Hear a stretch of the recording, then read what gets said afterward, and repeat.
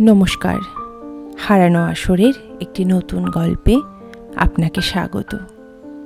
আজকে আমাদের গল্প আশাপূর্ণা দেবীর লেখা চাওয়া পাওয়া। গল্প পাঠে আমি সোমালি। চলুন গল্প শুনি। ডাক্তাররা ভরসা দিলেও ছেলে বউ কিছুতেই ভরসা পাচ্ছে না। ফেরার কথা তুলতেই হা হা করে বলছে, না না বাবা, আপনি বুঝছেন না, এখনও আপনার যথেষ্ট দুর্বলতা রয়েছে, এখনও বেশ কিছুদিন রীতিমতো নিয়মে থাকা দরকার, বাড়ি গেলেই অনিয়ম হবে। ছেলে বউদের এতটা উৎকণ্ঠায় গিরিজাবাবু যে মনে মনে বেশ একটু গর্বের তৃপ্তি অনুভব করছিলেন না তা নয়, তার জেরেই হাসপাতালে থাকার বিরক্তিটাও সহ্য করে নিচ্ছিলেন, কিন্তু আর পারছেন না, অতিষ্ঠ লাগছে। এক আধ দিন নয়, পুরো তিনটে মাস কেটে গেল হাসপাতালের কেবিনে। গিরিজাবাবুর যা কেস, তাতে এতদিন হাসপাতালে থাকার কথা নয়। তাছাড়া রাখতেই বা পারে কয়জন? গিরিজাবাবুর ছেলেরা কৃতি বলেই পেরেছে, এখনো পারছে, কিন্তু গিরিজাবাবুই আর বরদাস্ত করতে পারছেন না এটা। ওরা পিতৃভক্ত বলেই তো আর গিরিজাবাবু অবোধ হতে পারেন না। ভগবানের দয়ায় ছেলেরা 2 টাকা ঘরে আনছে বলেই কি সে টাকা এলোমেলো করে ঘরের বার করে দিতে হবে? আন্তরিক যন্ত্রের বৈকল্যে গিরিজাবাবু ভুগছিলেন কিছুদিন বটে, কিন্তু সেটাকে এ যাবৎ তেমন আমল দেননি। বলতেন, বুড়ো বয়সে এমন হয়, আরও কত হবে। তবে ব্যথা ধরার সময়টাতে কাবু না করে ছাড়ত না, তখন মনের জোরটা কমে আসতো। আর ঠিক সেই কাবুর সময়ে চেপে ধরল ওরা, শেষ পর্যন্ত রাজি করিয়ে ছাড়ল। তারপর তো এই অপারেশন এবং হাসপাতাল, ব্যাস। গতকাল এই নিয়েই তর্ক করেছে গিরিজাবাবু ছেলেদের সঙ্গে। তোমাদের সব কথাই তো এ পর্যন্ত শুনলাম বাপু, এবার আমার কথাটা তোমরা শোনো। শুনে বড় ছেলে কাল ঈষৎ রাগ দেখিয়ে গেছে, বলেছে, বেশ, আপনার যা ইচ্ছে হয় করুন। গিরিজাবাবু অবশ্য মনে মনে হেসেছেন, ভেবেছেন, বাপু তোমাদের রাগ তোই দেখানোই, নইলে বাবার কথার প্রতিবাদ কি জীবনে করেছ?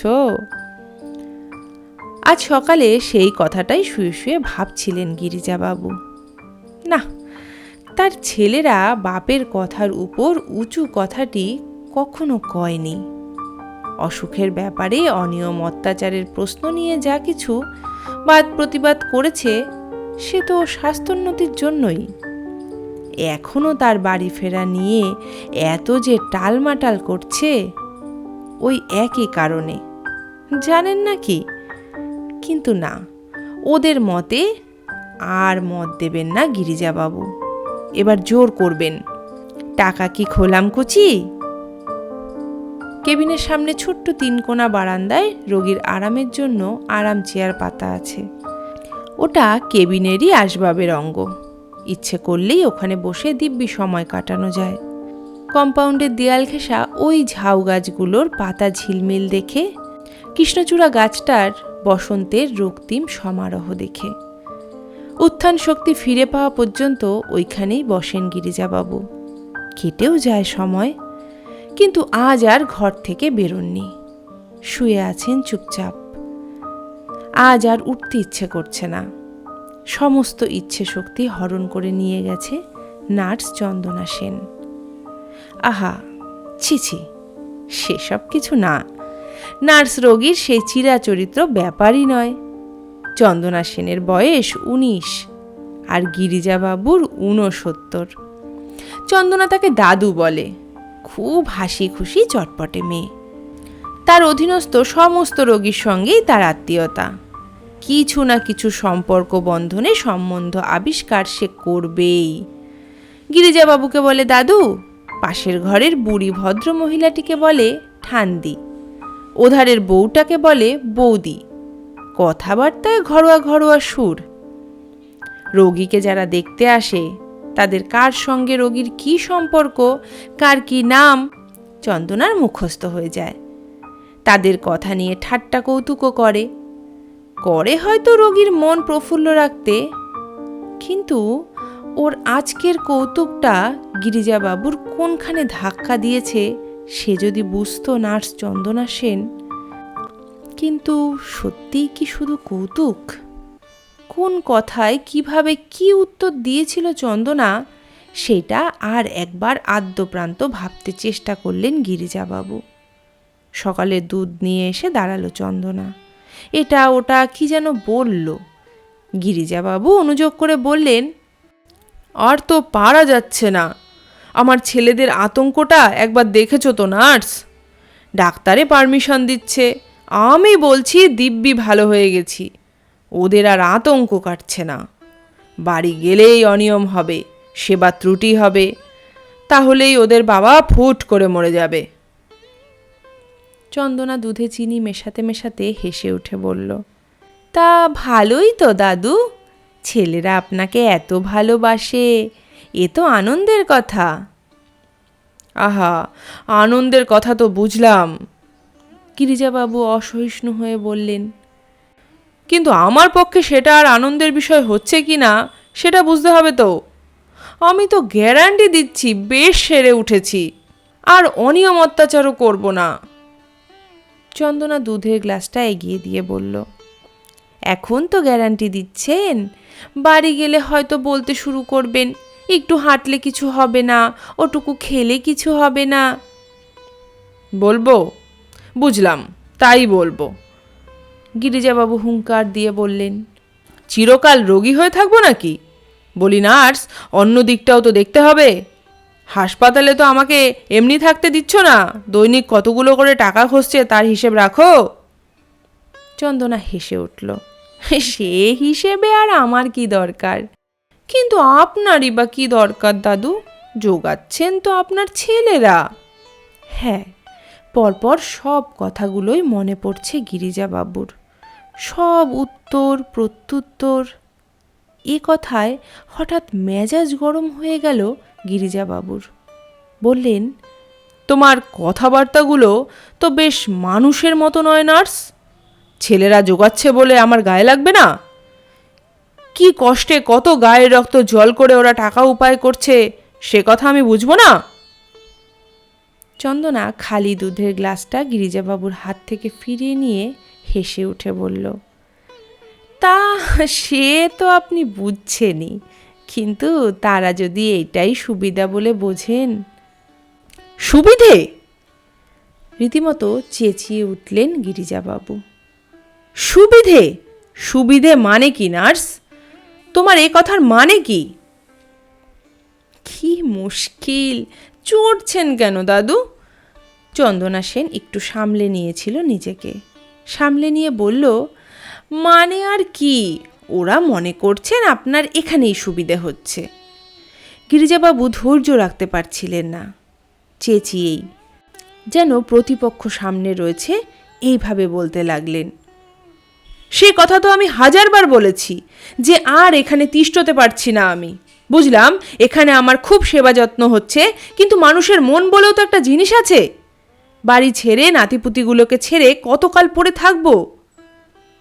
তাছাড়া ডাক্তারে বলেছে, অথচ ওরা কি মিথ্যে ভয়ে অনর্থক জোর করছে? শুনে চন্দনা সেন চড়ে হেসে উঠল। মিথ্যে ভয় তো সত্যির চাইতে জোরালো হবেই দাদু, নইলে সত্যি ভয় যেদিন পেয়েছিলেন ওরা, সেদিন কি আর মুখে কথাটি ছিল?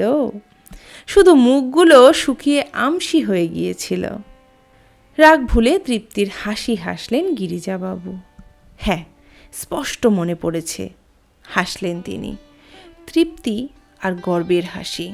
বললেন, ওই তো ব্যাপার, মা গেছে ও বছর, এখন বাপকে নিয়ে সর্বদা হারাই, নইলে আমি কি রোগকে গ্রাহ্য করবার ছেলে?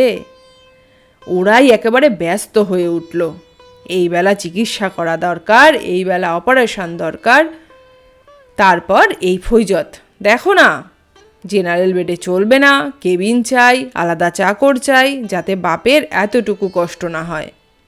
তা সেদিন খুব ভয় পেয়েছিল, কি বলো? আর একবার পরিতৃপ্তির হাসি হাসলেন গিরিজাবাবু। কিন্তু চন্দনাও হাসল। কেন? রহস্যময় হাসি। হেসে বলল, কোন দিন? গিরিজাবাবু নিতান্তই চটলেন। কোন দিন মানে? ওই তো বললে। কোন দিন? গিরিজাবাবু নিতান্তই চটলেন। কোন দিন মানে? ওই তো বললে নিজেই, অপারেশনের দিন ওদের মুখগুলো শুকিয়ে আমসি হয়ে গেছিল। চন্দনা দুধের গ্লাসটা নামিয়ে রেখে চলে যেতে যেতে মুচকে হেসে বলে গেল, সেদিনের কথা তো বলিনি।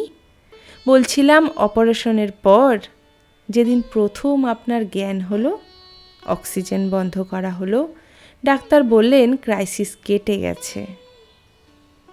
গিরিজাবাবু প্রায় ধমক দিয়ে উঠলেন।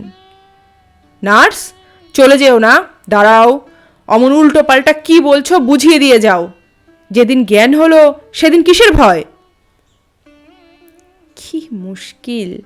শেষ হুলটা বিধিয়ে দিয়ে চলে গেল চন্দনা। আপনি যে দেখছি একেবারে ছেলে মানুষ। কি ভয় বুঝলেন না? যে ভয়ে দৈনিক 22 টাকা খরচ করতেও গায়ে লাগে না, সেই ভয়। চন্দনা চলে যাওয়া পর্যন্ত আর উঠতে পারেননি গিরিজাবাবু। স্তম্ভিতের মতো বিছানায় পড়ে আছেন। রোগশয্যার পাশে দেখা ওদের উদ্বিগ্ন মুখের রেখাগুলোর ভাষা হাতড়াচ্ছেন মনে মনে। যে রেখাগুলো দেখলে চৈতন্য অচৈতন্যের মধ্যেও বুকটা আনন্দে, আবেগে, গর্বে, পুলকে ভরে উঠত গিরিজাবাবুর। বুকের সেই ভাড়াটি ভাবটা কোথায় গেল?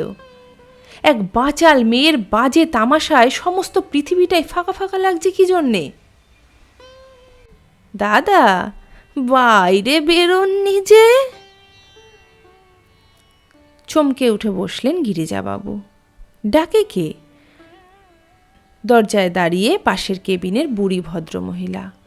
চন্দনার ঠান্দি, বিধবা, পাতলা শুকনো চেহারা, চুল ছোট ছোট করে ছাটা, কথায় প্রাদেশিক টান। গিরিজাবাবু যখন আরাম চেয়ারে গিয়ে বসেন, মাঝে মাঝে দেখা হয় মহিলাটির সঙ্গে। তিনিও উদয়স্ত ওই বাইরেই থাকেন, কিন্তু এমন কিছু আলাপ হয়নি। এক আধ দিন সামান্য দু একটা কথা। ভদ্রমহিলা আবার প্রশ্ন করলেন, শরীর ভালো আছে তো? হ্যাঁ, ভালোই আছে, ঠেলামারাভাবে বলেন গিরিজাবাবু। কিন্তু পাশের কেবিন যেন গল্প করতেই উৎসুক। আমি বলি, রোজ দাদাকে দেখি ইজি চেয়ারখানায় বসে থাকতে, আজ কি হলো? তা ভালো আছেন, ভালো কথা। আপনাদের পুরুষ ছেলের প্রাণ কত দামি, একটুতেই ভাবনা ধরে। আমাদের মতো পোড়া জানতো না। হঠাৎ যেন খেকিয়ে উঠলেন গিরিজাবাবু। দামি মানে? দামি মানে কি? বুড়ো হলে কেউ দামি নয়। ভদ্রমহিলা কিন্তু এ ধমকে দমলেন না। আন্তরিক দরদের সুরে বললেন, সে কথা আর যে বলে বলুক দাদা, আপনার বলা সাজে না। আপনার ছেলে বউয়ের তুলনা একালে নেই। দেখছি এই 1-1.5 মাস, শুনি আপনি আরো 2 মাস হলো এসেছেন। ছেলেরা কি আপনার এতটুকু অসন্তুষ্ট হয়েছে? পয়সারে পয়সা জ্ঞান করছে না। সোনা আচ্চার ছেলে সব। এমন সন্তান মানুষ করাও সার্থক। আর আমার পোড়া অদৃষ্টের কথা কি আর বলবো দাদা? বললে আকাশে থু ছড়াবই তো নয়। টাকার গাদা রেখে গেছেন কর্তা। আর নতুন বাজারে অত বড় পেতল কাঁসার দোকান। কিন্তু বুড়ো মার জন্যে যে কটা টাকা খরচ হচ্ছে, তাতেই ওদের বুক ফেটে যাচ্ছে। রোজ বলছে, এবার তো বেশ বল পেয়েছ, আর হাসপাতালে পড়ে থাকা কেন? আচ্ছা দাদা, বলেন তো, এখুনি বাড়ি ফিরলে আর আমার তা উত্তরিবোধ হবে? অথচ এত বড় অস্তরটা হলো, এখনো হঠাৎ দাঁড়ালে পা কাঁপে, মাথা ঘোরে। কথা ওরা বিশ্বাস করে না।